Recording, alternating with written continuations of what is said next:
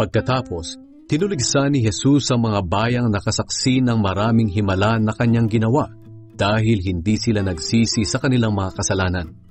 Sinabi niya, "Nakakaawa kayong mga taga-Corazin. Nakakaawa rin kayong mga taga-Bethsaida, sapagkat kung sa Tyre at Sidon naganap ang mga himalang ginawa ko sa inyo, matagal na sana silang nagsuot ng sako at naglagay ng abo sa kanilang ulo upang ipakita ang kanilang pagsisisi. Kaya tandaan ninyo na sa araw ng paghuhukom, mas mabigat na parusa ang tatanggapin ninyo kaysa sa mga taga-Tyre at taga-Sidon.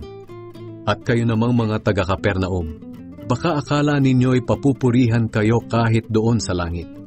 Hindi, ibabagsak kayo sa impyerno, sapagkat kung sa Sodom nangyari ang mga himalang ginawa sa inyo, nananatili pa sana ang lugar na iyon hanggang ngayon.